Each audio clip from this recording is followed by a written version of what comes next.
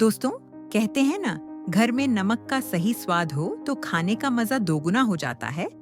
लेकिन अगर सास बहू के बीच नमक कम ज्यादा पर जंग छिड़ जाए तो फिर घर का खाना नहीं, पूरा घर ही चटपटा हो जाता है।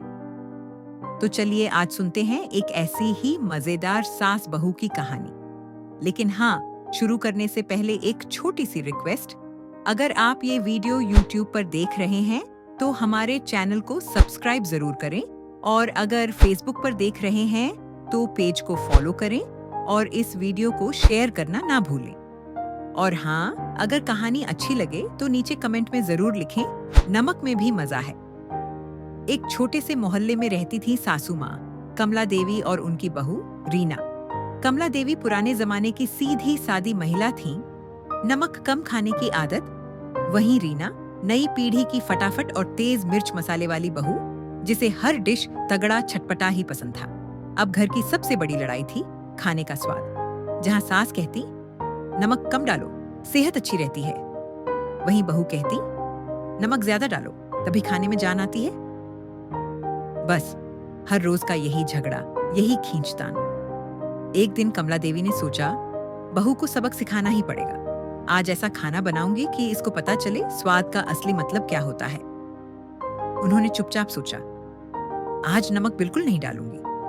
वो रसोई में गईं, दाल सब्जी रोटी सब बनाई, मगर नमक का एक दाना भी नहीं डाला। सोच रही थी, जब बहू खाएगी तो खुद समझेगी कि कम नमक से भी पेट भर जाता है।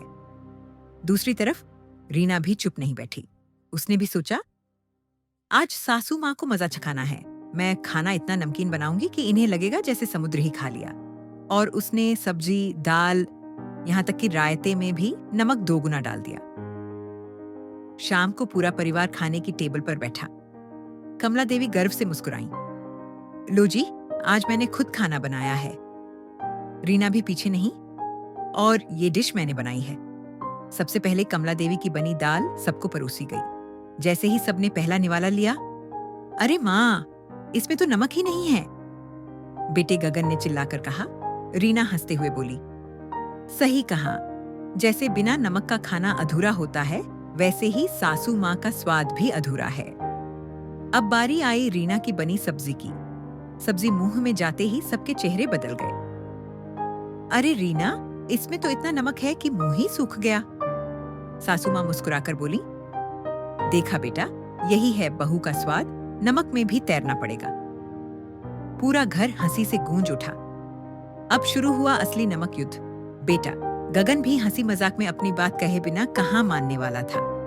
वो हंसते हुए बोला, माँ, आप तो डॉक्टरों वाली डाइट पर हैं, नमक को देखकर ही घबरा जाती हैं। रीना यानी हमारी बहू ने तुरंत ताना कस दिया, और माँ जी, आप तो बहू को देखकर ही जल जाती हैं।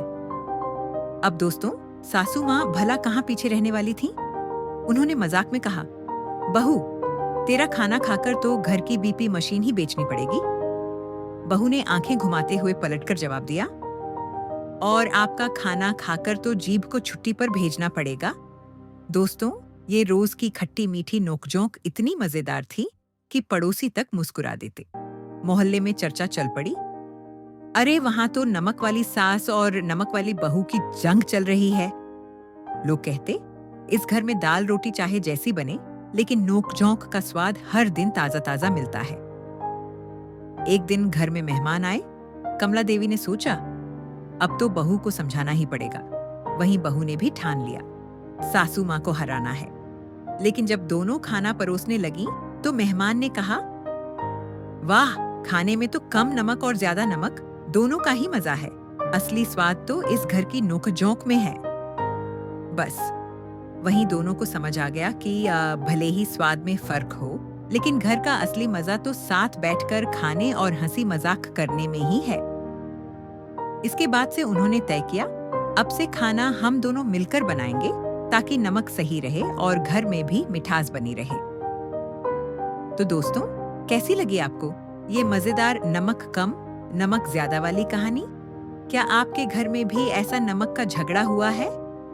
तो हमें कमेंट में जरूर बताइए।